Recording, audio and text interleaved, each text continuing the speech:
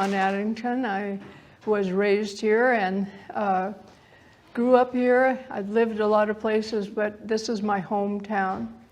So one of the interesting projects that came up is when I asked the Tualatin firemen to get together and write the history of the fire department.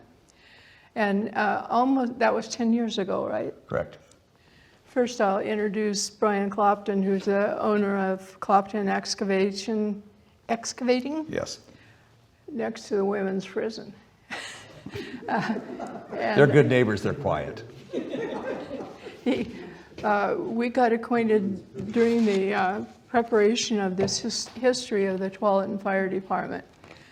It turns out that my father was a volunteer captain of the original Tualatin Fire Department, and they were all volunteers, and then it came time that they needed to hire people to run the place, run the Tualatin Fire Department. And they hired Brian's grandfather, Cliff Floyd. And eventually, when we were doing this history, there were a lot of retired firemen working on this project. Jerry Hess was one of them, David Myers, and Guy Skull. And they brought up the fact that his grandfather and my father were acquainted, and in fact, my dad gave his grandfather the badges for a captain of the fire department. So we met here and we published this book. There's the original story, and it's for sale over there, by the way. The original story of the plane crash of the military airplanes is included here, and there are more stories having been done by the Tiger Times and the Tualatin Life. With that, I think I can turn it over to Brian, except that I keep finding new stories that go along with this, and it's kind of exciting. Yesterday I went to his office, and there was a person that I knew as a little kid who went ahead and told me what her father was one of my schoolmates, and we just disrupted his whole business for about half an hour talking. And just this morning, there's all new stories here. My father never told me about this crash, and I had to find out for myself through the firemen. Just this morning, I was talking to Art. He lived fairly close to the crash site, and in fact, he told me he heard the plane go over before it crashed. And so I wanted to introduce Art. He was a witness to that crash, and everything keeps getting more exciting. However, from the year I was 12 when it happened, I never knew about it until recently. So now I'm going to turn you over to Brian, who's a former on the former board of directors for the Tualatin Valley Fire and Rescue, the one that's in place now for several counties. And he can tell you about this, which is the bent propeller off of the airplane that crashed. Brian. So my name is Brian Clopton. I'm with Tualatin Valley Fire still as a volunteer. In 2012, they wanted us to do a history book on the fire department, and so they asked me if I would be part of that, which I agreed to. They said it'd only be a couple of months. It took us a couple of years. We'd visit, and we learned a lot of knowledge. And one was this plane crash that I knew nothing about. I had heard parts and pieces. And so since then, we've gained a lot more knowledge than we had starting with it. And there was many pieces of this airplane from what I can tell from talking to all the locals about the plane was hit in midair, so it started coming apart before it hit the ground. There were pieces from a couple of miles. And this was October 8th, 1952. 11 military men were killed in a local major aviation accident. What we know was they were doing some training, and the B29 was hit by an F94 Starfire. Now the size of a B29, I looked up and did a little research. It was a 105,000 pound airplane. And after the war, they took them up even to 140,000 pounds. So these airplanes were really strong, capable airplanes. So talking with locals over the years, we heard there was a propeller out there somewhere. I guess at first there were some machine guns. Those got picked right up by the feds. And this was hid for years and years. And finally, it was given to me by one of the locals because they knew we'd try and preserve it as part of history. So it looks to me like that thing weighs at least 100 pounds, maybe a little more. And it is bent, so when it hit the ground, it bent. It has been in somebody's backyard for a long time. So what we've tried to do is piece this thing together. And we've got tons of stories about what exactly happened. Yvonne went to school with some of the guys who heard it from the school. And go ahead and explain to us that I think they took the kids up there, didn't they? Yes. Okay. This is the brick Tualatin Elementary School I'm talking about, and Don Sempert was the coach. He was out on the field coaching football with 8 students at the time, among them Gary Schneider, Dave Myers, and Jerry Hess, who 2 of them helped put this together. They were all of a sudden, and this is before I-5 opened, if I get you all acquainted with the site. All of a sudden there was a huge crash noise above, and they understood that it was an airplane. Well, Don Sempert gathered all of his football players who were 12 years old into the car, and they drove trying to find the crash, and they did find the crash. And years later, he made statements to the Federal Aviation that are included in another book here that is available to be read, talking about what happened. And then he met with about 4 or 5 of us in Sherwood and talked how he talked to the principal, Mr. Brown, and wife Jane, that you all know, is very well off now in Phoenix, Arizona. But he gathered this information, and years later when we met with him, he felt guilty about taking 6 students up to see 10 people who were in the crash. And yet those people are the ones who told us what happened later. And he was interviewed by the Federal Aviation, and we have those papers so we know they're accurate, which is another nice thing.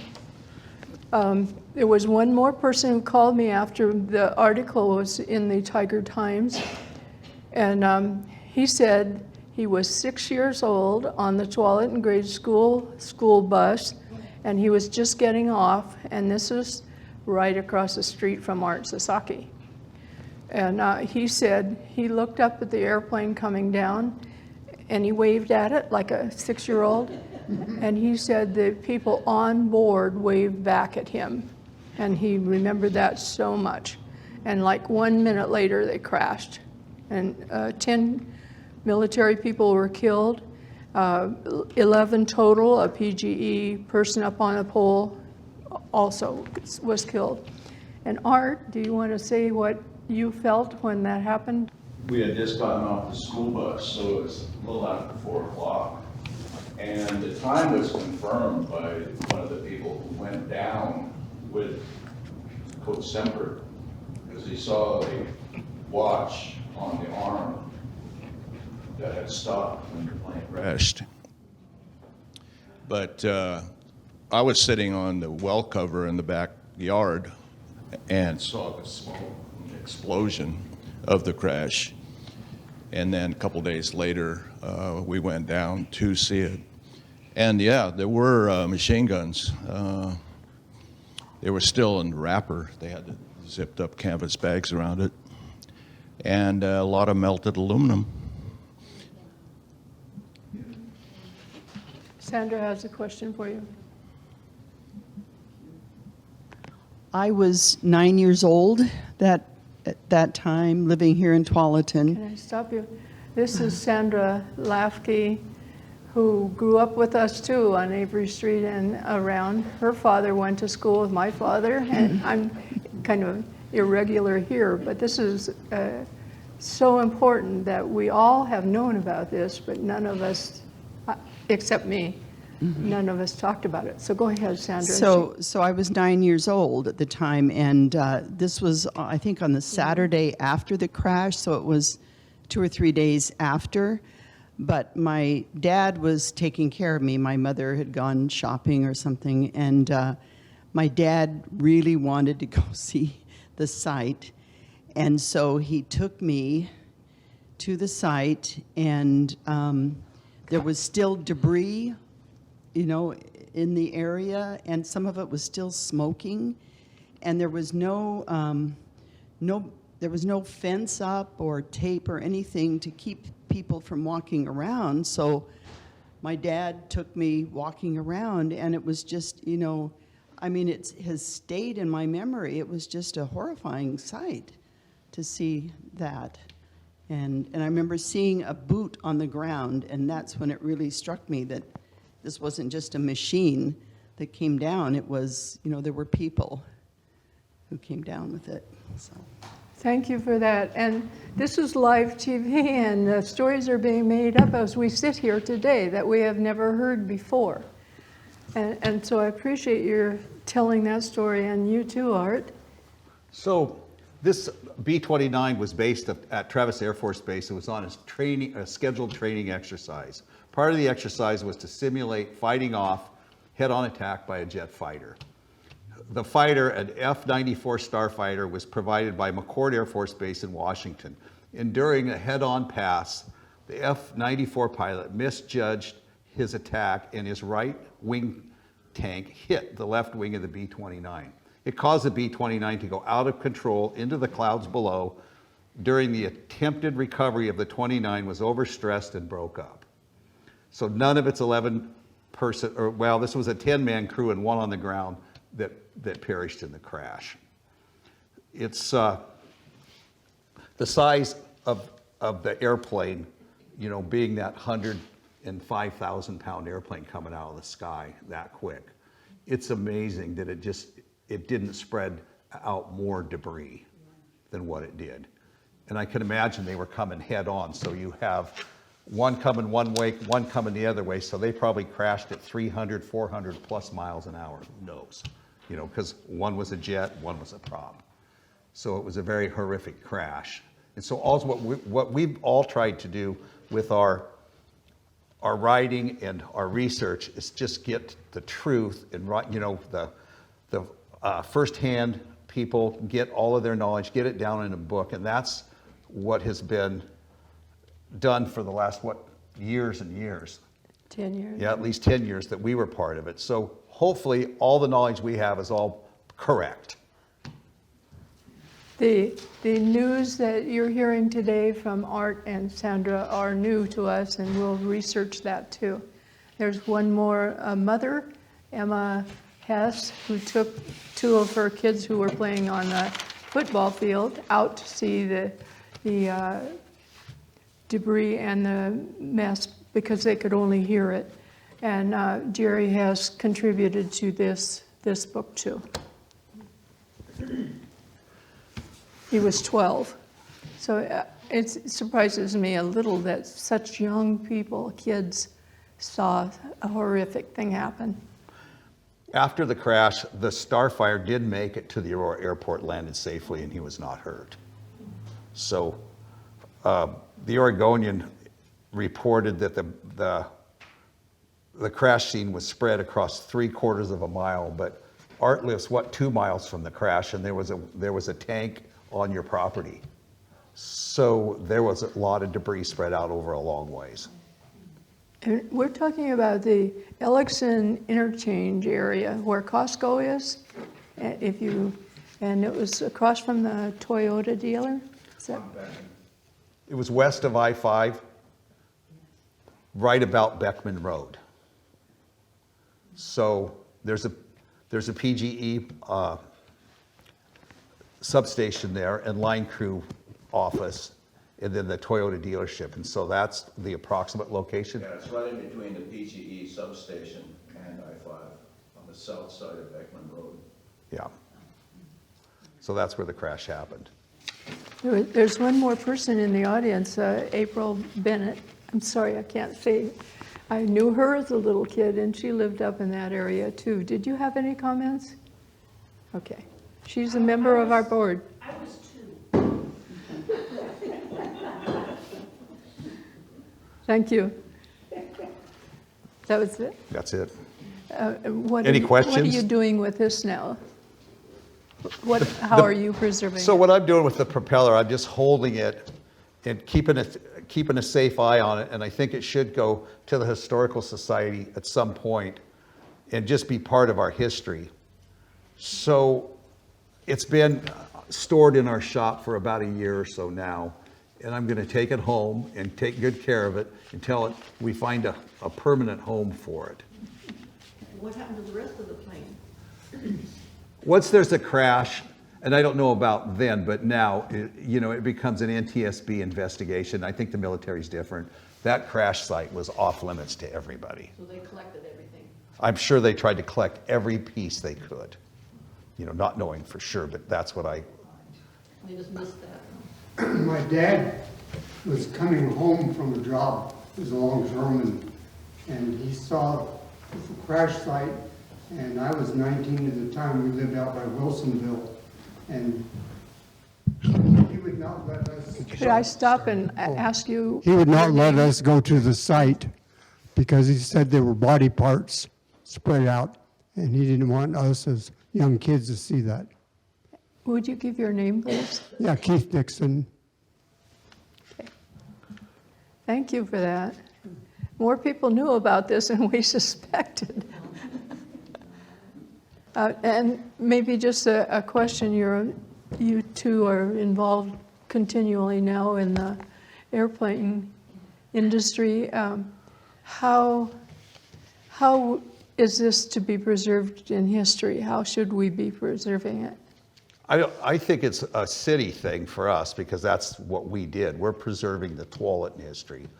So by keeping this with the Tualatin Historical Society, at least we know it's going to be here. I don't know if we send it off somewhere, the propeller especially, who knows where it's going to end up. We just like it if people wanted to view it. We're still trying to make sure there's family of these people that were killed in this crash that are still alive, and somebody explained to me that there's still people in the area. Yes? So we want to preserve that for them too. If they ever want to come down and take a look at it, we have it. I'm glad you brought that up. I did get a call after the Times article was posted from a man on Bull Mountain. We know that's over in the Tigard area. His uncle was one of the people who perished in the crash. He said he himself moved, the whole family was from California that perished. And he had been an employee of the West Lynn paper mill for 26 years, living on Bull Mountain. He had never heard anyone else other than the family talk about this airplane crash either. So I guess today we're kind of opening the door again for more information on this side. So, unusual situation. And we'd sure like to hear from anybody who has any information on it so we can get it into the history books. So with that, I think we've finished our presentation. Unless there's more questions, could we get questions from this or comments? Were any of you there?